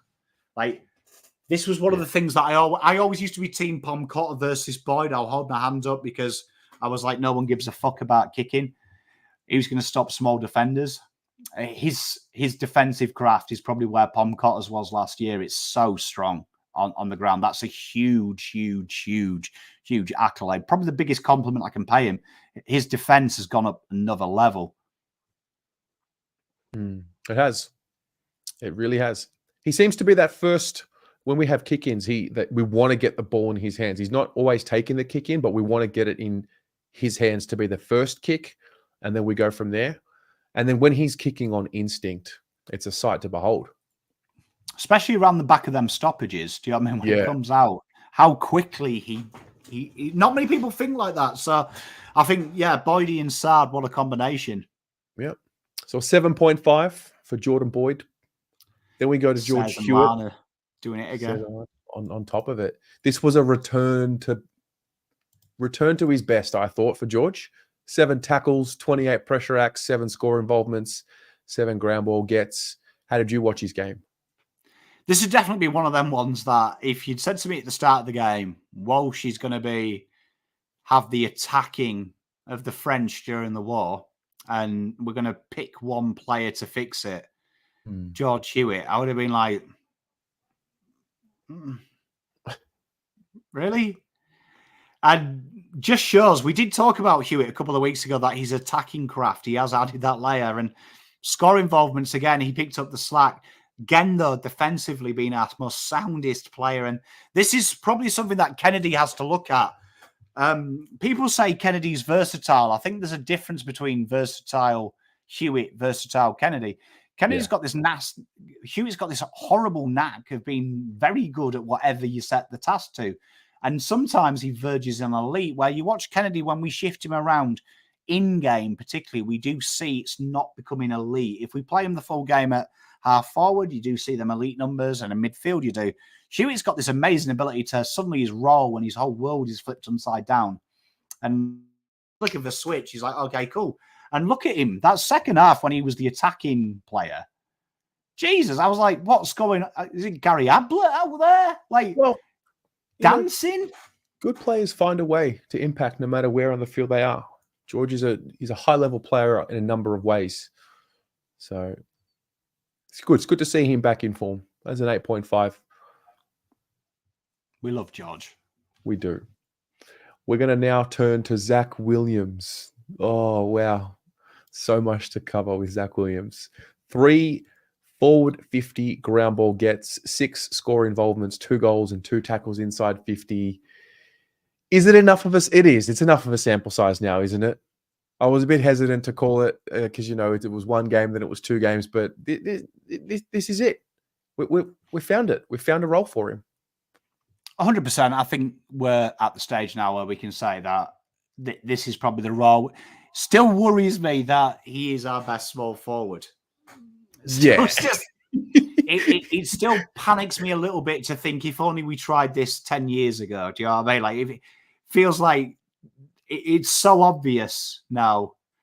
Why hasn't it been done? But isn't it weird when you do it? And isn't it weird that now that it's here, it's like, why didn't we do this all along? Mate, and you know what impresses me? Just the hard stuff well. Still getting the goals. It's real interesting how he plays, because this is something that I was hoping Jesse Motlop sees it. Sometimes do less, gets more. And it's really the most... I don't want to disrespect the bloke, but he's not doing anything hard. He's literally... He's obviously read the book, How to Be a Small Forward, and he's just got stuck at the first page. Yeah. He's gone, all right, I can fucking do that. Do you know what I mean? And he's owned it. And you see, it's just the simplistic stay in front of the big guys. When the ball hits the deck, be there.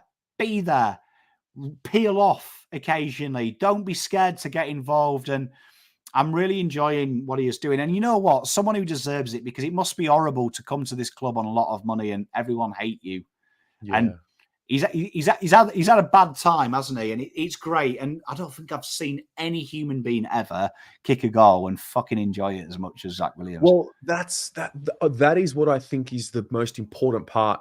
So when he was expressing himself against who was it? Was it the Suns? I think it was. Yeah, the Suns game. There was like a release. And I remember saying on this show, on the rating show back then, saying, I'm curious to see what that does for him moving forward. He's playing, he's clearly enjoying his footy more than I think we've ever seen him at Carlton in particular. He's playing with passion. He's playing with a purpose, with a spirit. Usually we see a forward that'll go back to find some form. We've now got a defender that's gone forward to find some form. There's 3 moments I want to pinpoint. The first 2 I pinpointed on Monday night. One was the goal that he used his sort of midfield craft, we'll call it, to set up Fogarty's goal. The second one was the goal that he kicked by just staying down while Charlie went up. Picked the ball up ground level, kicked the goal on his left. But the filthiest moment for Zach Williams, and one I'm really looking forward to watching a lot more, is the kick to Elijah Hollands. Oh, disgusting, like filth personified. He's definitely one of them players, isn't he? That when you look, what we were waiting for that game, weren't we, at halfback? Yes, and it just felt like, particularly his kicking, it just felt like it wasn't there. Felt like was that time, and a bit like when you've seen that they moved Sam Doherty further and further forward as we started to have more penetrating kicks down back. Mm-hmm. You can see why Zach Williams probably wouldn't have been afforded this opportunity with Zach Williams, but it also makes me intrigued. What would Doc have done here? Because Doc's smart as well. Doc would have worked this quite out quickly. Stand in front of big guys, ball falls down, goals. So very interesting if Carlton accidentally found it. But one thing about Zach is them short kicks, they might kill you down the back. They get you goals in the forward line, don't they? Them little dinky kicks and having that vision, it's a shot at goal. You don't have to worry about the next idiot kicking it. And I agree with you, Terry. He's got the nous. I think it's a little bit easier on him. I do feel like he's lost a yard of pace, and that's probably why we haven't seen the halfback Zach that we remember when we bought him. And it's quite interesting that he's still got the skills. Yes. They never leave you. No, absolutely. I'm stoked for him. So that is an 8 for Zach Williams. We're wrapping up shortly here. We've got Matt Owies. I thought he played a bit differently. 20 pressure acts, 2 forward 50 ground ball gets, a goal assist and a goal. I felt like I noticed him a lot more further up the ground with his pressure in particular. Definitely. He adapted his role. There's a few players this week who have adapted their roles. And we saw more of a Matty Owies when he first got into the team. Be defensive, put the pressure on, hurry teams up. And credit to him, he's usually got the stay-at-home forward role. And now we gave him a little bit more of a dynamic role. Interesting to see all the forwards have real high-up graphs. And why is that? Again, that ability to funnel the ball where you want it, put opposition where you want it. Carlton have strayed away from being really early to tackle. They're now trying to press, hurry up, take away short options. We're seeing it. And Matty Owies is probably the best forward we have at doing this as well. Mm-hmm. Like, he's incredibly good because he's a basketballer. He understands closing space, closing channels.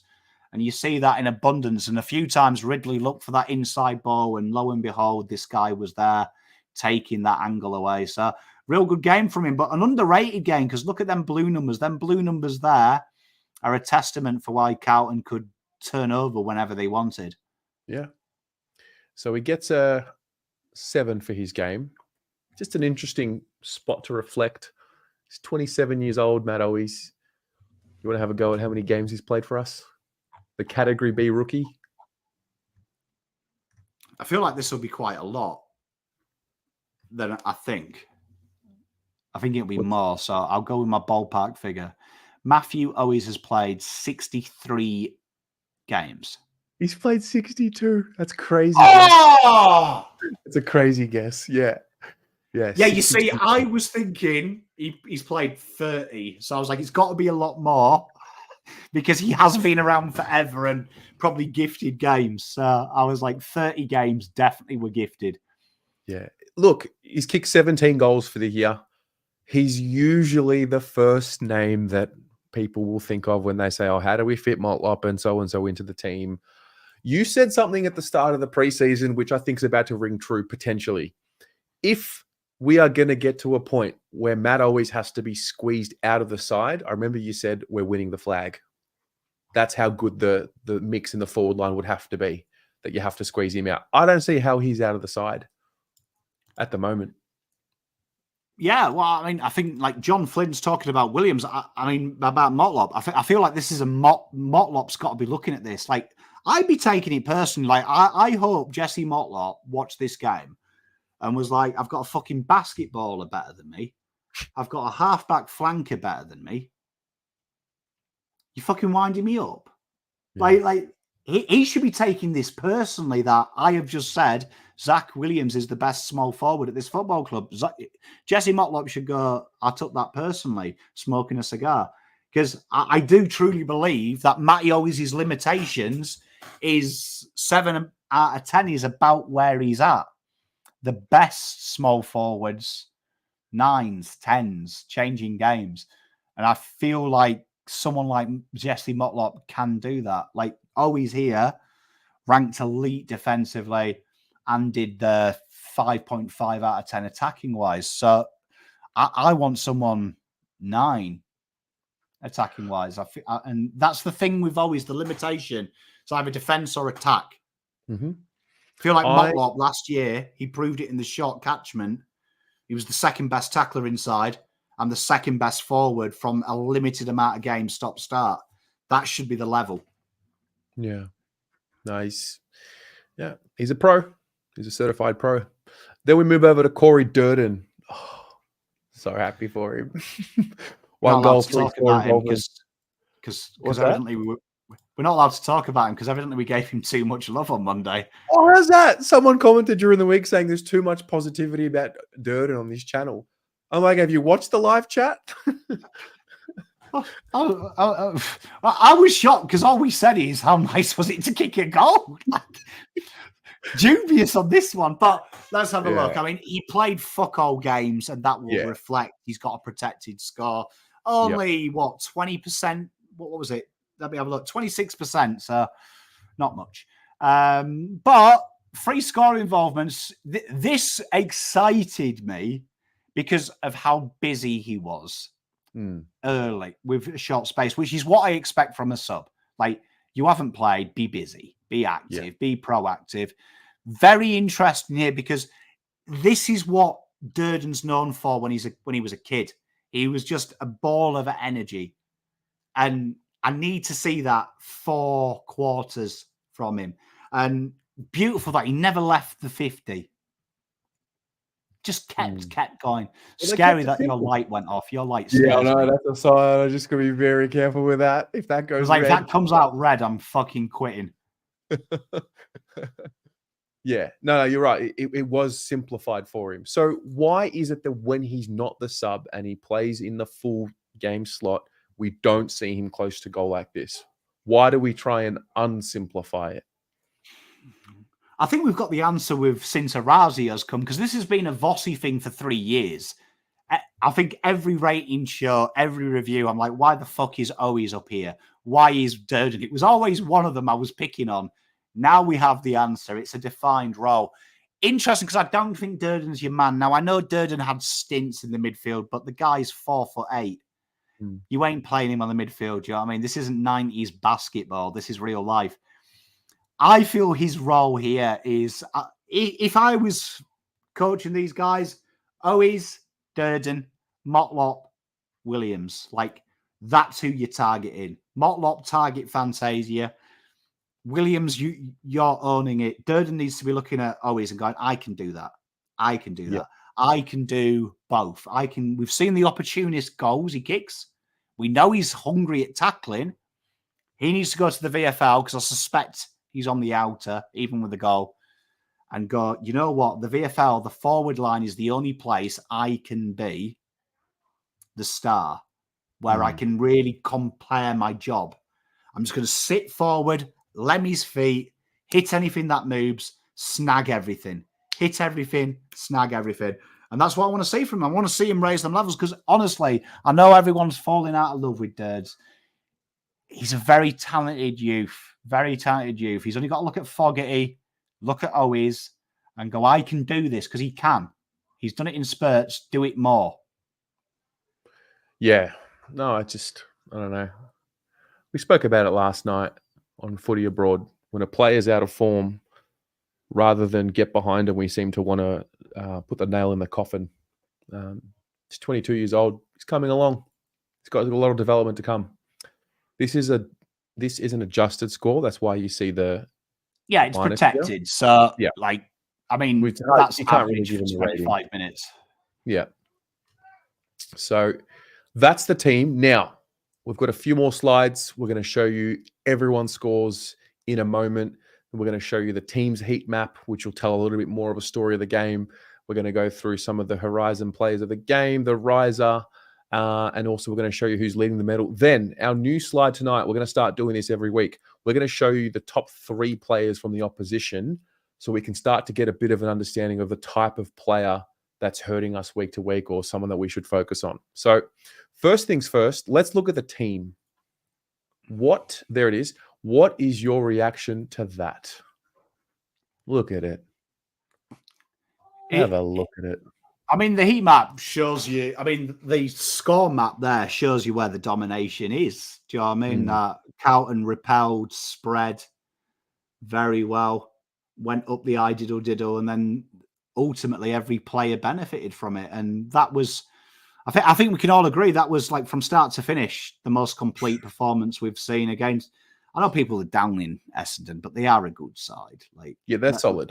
Yeah, they are a solid now side. Now the game's over and we're out of war, right? It's now peacetime. They're all right.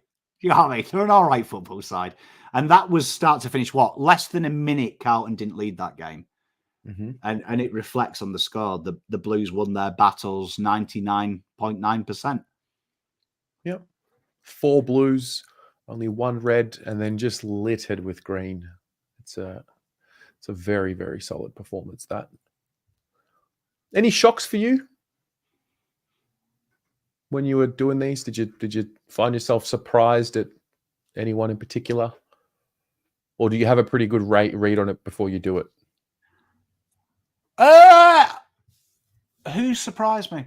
I probably thought, in my heart of hearts, I thought some of our midfielders would have scored really low. I thought Walsh or Cripps might have snuck into the 6. I didn't really appreciate Walsh's game live defensively, I don't think. I think you get used to knowing what to look for, don't you? So like Walsh, I just ignored his tackles when I watched it. And I thought Cripps maybe have come a cropper because I did recognise when I watched it his ball use was deplorable at times by foot. But then when you see the data and you see how hard they're working defensively, like, okay, that makes sense. I didn't expect... Probably Kemp surprised me. I saw he was everywhere. I didn't realise how good his game was. I kind of did second watch, but in real time, I thought he was good. Didn't realise they were that impactful. Okay. Let's take a look at the story of the team. Yeah, there it is right there. On the left side. Jeez. Plans. You see here, look, turnover and defensive half scores, 2 of the most key metrics for good sides. What we tried to say to Mitch, that if you win these numbers, that's probably the number that you win in the game. Do you know what I mean? Not many teams lose games when they do this. And we could see here that the forward half scores, an interesting one, a new one for you all. So this was an area that Carlton were being proud of recently, that their forward half, and this is a big shift here, and it shows the battle here between forward and backline. Carlton's backline versus their forward line plus 24 points. Real impressive, a team that can transition well when Essendon can. They rank very similar to Carlton. Shows how hard they work. And this is why Fogarty, Owies, Zach Williams scored well, because that's them.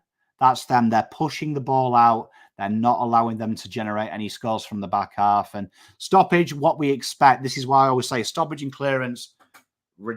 Don't worry about the stat, because Carlton will always be win, lose or draw unless they're focusing on it. Won't lose by much. Do you know what I mean? Well, and this is an evolution of Mr. Voss. It is. There are layers that are being added to this team. So that's a lot of points if you can go plus 24 like that. Tom de Koning is the Horizon Finance Group player of the game. It was a remarkable game. We have touched on him. The riser. So this is basically the player who scored the highest based on what they were expected to score.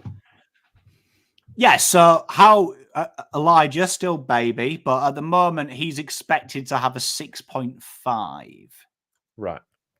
to a 7 as he fluctuates in game time. That's incredibly impressive. That is. Incidentally, the highest score anyone's played in that role of the mid forward. So? Really? Previous best been 8 from David Cunningham, but this guy has matched that twice and now knocked it out of the park. We're waiting for a 10, Lidge. Give me a 10. It's going to be against the Pies at the MCG later in the year. I smell it. I reckon it's the grand final. Oh yeah. I reckon it's the grand final when he fucking destroys the Norm. I think Zach Williams has got a Norm Smith medal. I think he's a Norm Smith medal kind of guy. I can see it. I can just see it on the day. There's probably quite a few though, isn't there? Like, we asked this question at the start of the year and we had like 4. You could probably make an argument for about 13 players.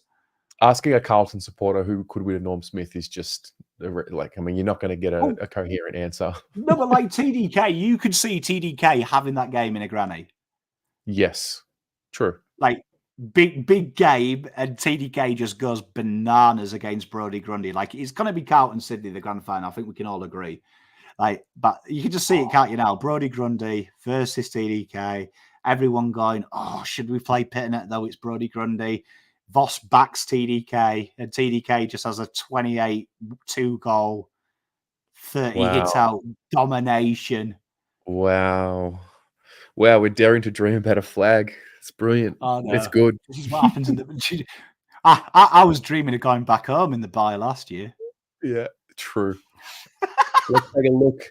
The current leader of the Horizon Finance Group player ratings medal. That's Patrick Cripps, and that's his average score, 8.5. Wow. I feel like impressive. I feel like it's close to the top. Am I right in saying that?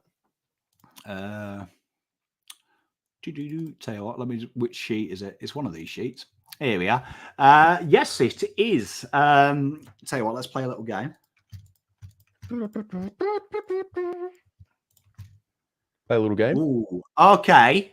Based on this, someone only has to get their average next week, and anyone in the top 6 has a 9 next week, and the others score their average. We will have a new leader at the top if it's not Cripps. Sam Walsh will be scoring a 9.5 against the Cats. There's some names there, though, chat. There's Charlie Curnow, Harry McKay, Weitering, Akers, Hewett, Lidge shooting into just making the top 10, tied with Nick Newman now. Obviously, the flux between Newman is amazing, though. It's like 0.2, but Lidge has had some high scores. And Chera, though, people forget about Chera. Chera's just on 7th on his own average scores. Don't forget about Chera. All right. Now, we're going to take a look at the 3 players from the opposition who were the most dangerous for us, or is that what we're doing? The most dangerous, or you've just highlighted 3 in particular? So I wanted Merritt just to talk about Merritt because I feel like he's got a lot of kudos, and evidently no one can just accept he had a bad game. Like, as the ratings guy with Terry, I accept sometimes players have bad games. It hurts, but I can admit it. I don't make excuses. But Nick Martin, definitely better on ground. Sam Durham, for me, was their best, though. I think if I was handing out free votes to Essendon, I was doing this show for Essendon, never would happen. But if I was, free votes would be Sam Durham. I thought Sam Durham was brilliant. He did a very good negating role. He found a lot of the ball. He played well. Did well with the ball when he had it. So I thought he was a problem. I mean, again, though, this is why he's a player that I don't care about, because it's kind of like George Hewett for us. He might have the ball 30 times and he might create a few chances, but he's not going to destroy you like Zach Merritt having that much ball. No, it's good to see. And Nick Martin, I thought, was just a case of Brad Scott, brilliant coaching. It caught Carlton out for a quarter, having had a great first half plan to him. Third quarter, it really did catch us out. They made the changes. And this is where I wanted to give Voss a bit of credit. Even though he's the second highest rated on the ground, I think he's one of 2 players from Essendon to feature in the votes. I can't remember. I know Martin featured. I mean, I know Durham featured. I'm not too sure if Martin did. Martin did, yeah. Yeah, but Martin, for me, I thought fourth quarter, Carlton made that adjustment and he went away. But again, it shows you the class of him. And and I wanted to give a bit of credit to him because we give credit to Zach Williams. We give credit to players that go missing for a bit. And when their opportunity comes, like Cripps did, you've got to pay that when it happens. And I thought he showed the testament to him, but also the testament of Walsh. But Merritt, I think, is the weirdest one. Like for me, 6.5. So just 0.5 better, worse than Cripps. And I think we all admit Cripps didn't have the greatest of games. Big difference between Cripper and Merritt, though, is Cripps handled defensively insane. So did Sam Walsh, defensively insane. That Merritt wasn't particularly good for his standards defensively. And like we say, the ball he did have was pointless ball. So interesting one. So you can see there he scored very, very poorly. For those watching at home who are interested in who may be Essendon's third best scorer, that is an interesting question. It is the third best player on the ground for them was Mr. Todd. Was it? Let me have a look here. Sort by rating. No, sort by rating. There you are. Third best player by rating was, yes, Todd Goldstein for his dominance in the natural hit outs. So it's a bit like pitting at them results. It means they've done well just at one facet of the game, scoring very low, though, like pitting it around the ground. So they're the three players. You know, Satterfield was actually on for a good game. He was before he got subbed. Yeah. No, look, that slide there, guys, is just for us. We'll probably feel the benefits of having that slide in about 6 weeks when we've started to collect some data around it and we start to see the patterns emerge for the types of players, if there are any patterns for the types of players that are, dangerous for us. So there you go. 2 hours.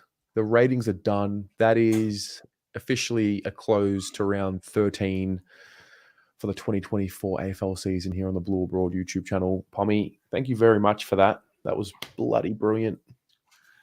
I had fun there, chat. I did have a lot of fun. So I didn't realize it was 2 hours. Sorry, chat. No, we've got to put the ratings on a time where we don't have a time limit because it's just so good. I mean, except for when we lose, because we can wrap it up in 45. that probably is how you work it out, isn't it? Like you just go through the playlist and you're like 25 minutes, that's a loss. Yeah. 8 hours 20, that's the grand final.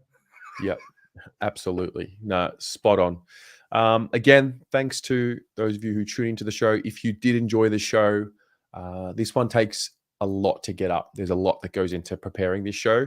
So if you did enjoy it, please consider liking it, sharing it, or if you're not subscribed to the channel, please consider that. I know that sometimes the ads can pop up, but there's a trade-off. You will not be behind a paywall to watch the content on the channel. That's just the way it's always been. So the ads can be a little bit annoying, but they do really help us to produce the show. So thanks for your patience, guys. Hope you enjoyed it. Any questions, let us know in the comments. We'll go from there. Go Blues. Go Blues.